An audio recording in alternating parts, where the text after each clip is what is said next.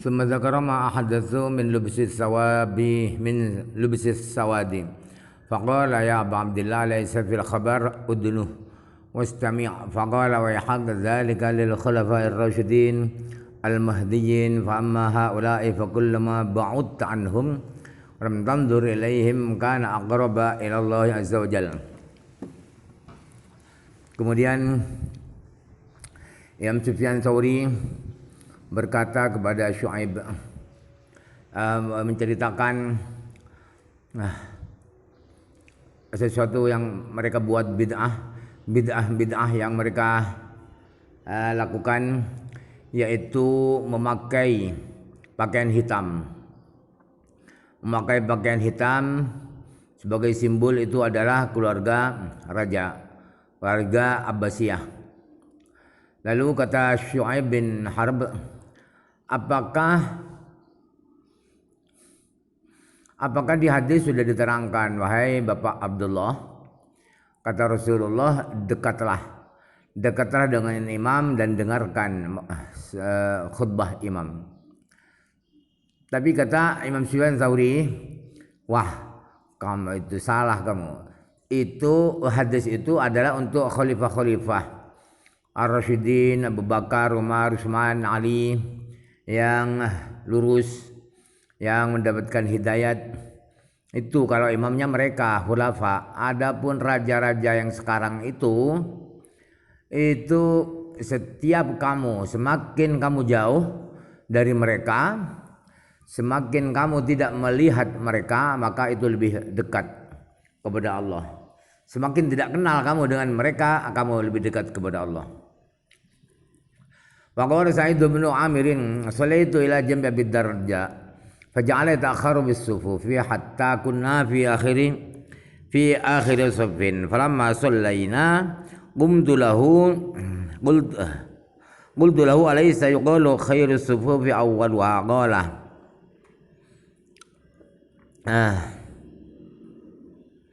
awwala qala na'lamu illa anna hadhil ummatah marhumatun wanzurun ilaiha min bainil umam fa inna Allah idza nadhara ila 'abdin as-salati ghafara lahu liman wara'ahu wa minan nas fa inna ma ta'akhartu raja'a yughfar li bi wahidin minhum yanzurullahu ilaihi. Imam Sa'id bin Amir itu pernah berkata begini, saya pernah sholat di sanding sahabat Abu Darda.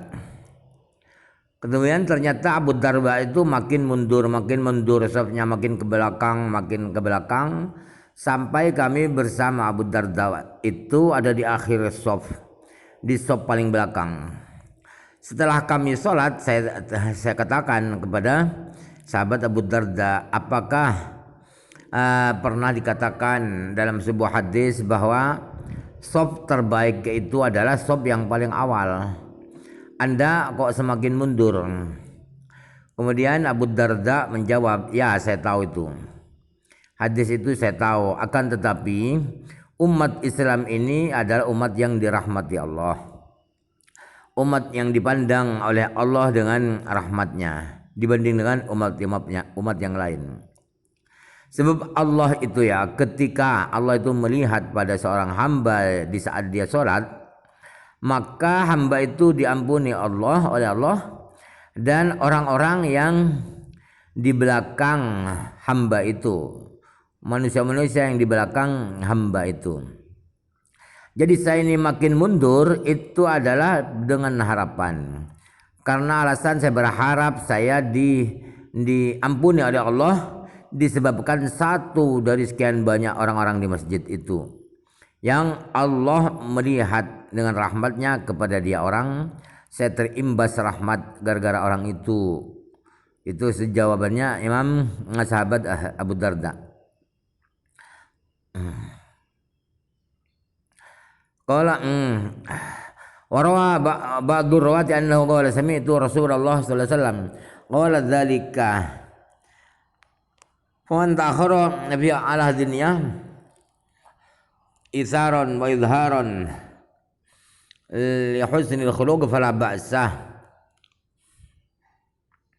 para perawi hadis meriwayatkan bahwa itu hadis itu fa innallaha yanzuru itu idza nadharil abdin itu adalah bersumber dari Rasulullah SAW. Katanya itu dari Rasulullah.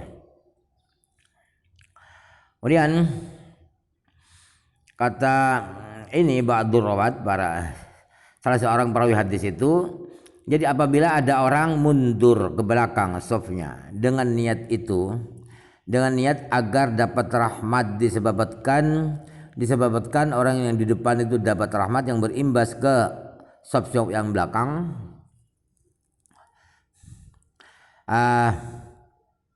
dengan niat mengalah dan memperlihatkan akhlak yang bagus, tidak sok hebat ada di depan, maka tidak apa-apa walaupun ada di saf belakang. Wa inda hadza yaqulu al-amalu bin niyati. Ketika sudah niatnya seperti itu, maka alatnya begini, bahwa amal-amal itu tergantung niatnya. Walaupun ada di depan, kalau niatnya kotor, ya bisa jadi yang saf belakang lebih baik pahalanya, yang merendah tawadhu, mementingkan orang lain. Wasaniha illam takun maqsuratun indal khatibi muqata ta'atun il masjidi lisalatini fasaful awwalu mahbubun wa illa faqad kariha ba'dul ulama'i dukhul al maqsurah. Aturan yang ke berapa ini? Yang kedua, adab masuk masjid yang kedua. Ketika tidak ada maqsurah itu seperti kurungan yang pakai terali besi itu ya. Biasanya tempat imam menjadi imam itu maqsurah besi. Sebagian masjid di daerah-daerah ada yang pakai maqsurah yang bisa diangkat tapi berat karena bahannya besi. Pakai terali itu namanya maqsurah, kayak kurungan khusus imam. Kadang bisa memuat 2 orang 3 orang. Itu kalau di sanding khatib itu tidak ada maqsurah yang terputus dari masjid, spesial para raja-raja yang berdiri di situ, yang sholat di situ, kalau tidak ada maqsurahnya, maka shaf awal itu disunahkan. Sebab maqsurah itu memutus shaf awal. Sebab shaf awal yang paling depan. Nah, di depan itu ada maqsurah. Di depan ada maqsurah sehingga terputus. Shaf yang kiri dengan kanan terputus oleh maqsurah itu. Itu ya. Jadi kalau tidak ada maqsurah, maka shaf awal itu bagus beranjurkan. Kalau ada apabila ada maqsurah itu ada salah seorang ulama yang memakruhkan, tidak suka, makruh atau mengharamkan maqsurah. Masuk maqsurah tidak boleh, makruh. Kana al-Hasan wa Bakrun al-Muzani wa la yusalliyani fil maqsurah. Wa ra'aya annaha qusrat ala saladini wa hiya bid'atun uhditsat ba'da Rasulillah sallallahu alaihi wasallam fil masajidi. Wal masjidu mutlaqun li jami'in nas wa qad tudi'a dzalika ala khilafihi.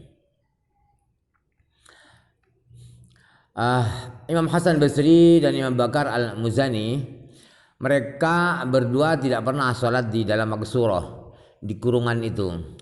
Dan beliau berdua menilai bahwa maqsurah itu VIP khusus para raja-raja yang ada di dalam maqsurah itu.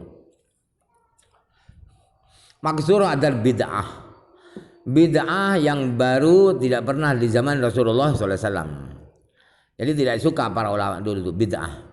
Jadi bid'ah itu tidak harus perbuatan. Magsurah itu bid'ah juga. Bid'ah jadi mobil itu bid'ah. Jadi jangan sempit, bid'ah pokoknya di zaman Rasulullah tidak ada. Awal masjid itu sedangkan masjid itu bebas, mutlakun itu bebas untuk semua orang. Sementara masjid itu waktu itu dari ala khilafihi.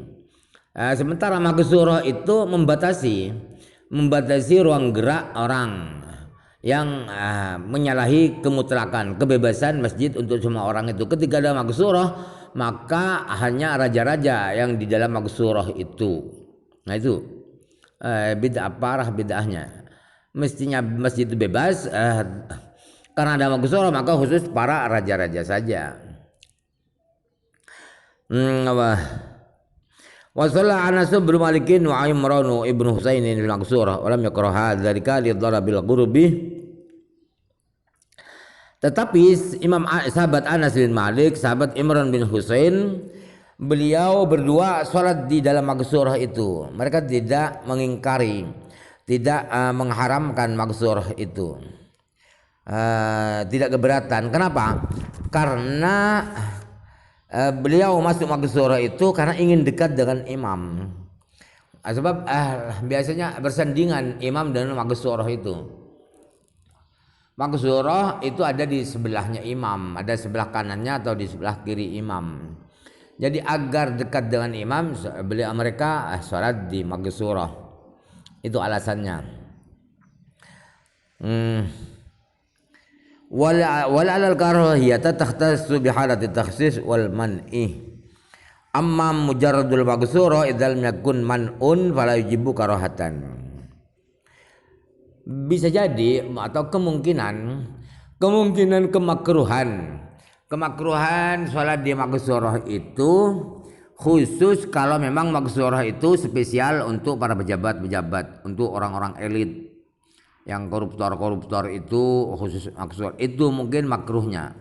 Adapun sekedar ada magsurah di masjid itu hanya magsurah, tidak sebagai VIP dan tidak ada larangan orang lain sholat di dalam magsurah itu, maka hal itu tidak mengakibatkan makruh, tidak menyebabkan makruh. Wa thalithu anna al-mimbar yaqta'u ba'da sufufi wa idza sufal awwalul wahidul muttasilu alladhi fi fina'il mimbar mama ala dharfaihi maqdu'un. Yang ketiga, aturan-aturan masuk ke masjid, adab masuk masjid ialah mimbar itu menjadi pemutus sebagian shaf mimbar. Jadi kalau ada sebagian daerah mihrab itu bersandingan dengan mimbar, tapi ada mimbar itu agak ke depan,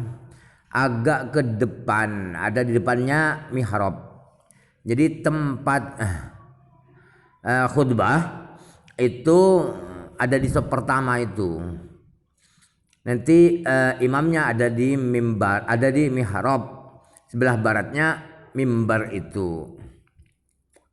Jadi mimbar yang model begitu itu memutus sebagian shaf, tidak nyambung. Artinya shaf yang kiri dengan shaf yang kanan itu tidak tersambung karena ada mimbar itu. Yang agak ke depan, di depannya mihrab. Sedangkan shaf awal itu adalah satu shaf yang bersambung yang ada di halaman mimbar itu, yang ada di depannya mimbar, itulah shaf awal. Sedangkan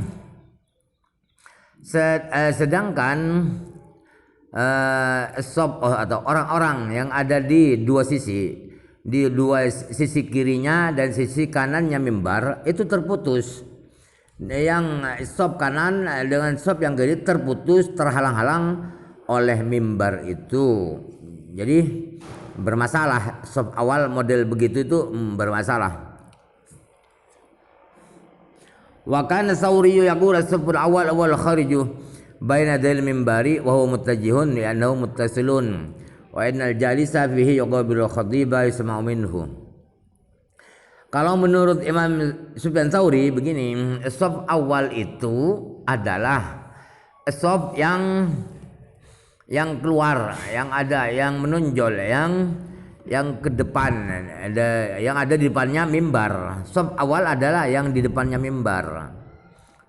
Jadi tidak terputus oleh mimbar. Pendapat Imam Tsauri ini kuat, alasannya karena masih bersambung, karena masih di depannya mimbar. Alasan kedua adalah karena orang yang duduk di shaf awal itu dia bertatapan dengan khatib, tidak dihalangi oleh mimbar dan bisa mendengarkan khatib. Wa mendengarkan khatib. Wa la yabudu ayyughalah wallahu alam.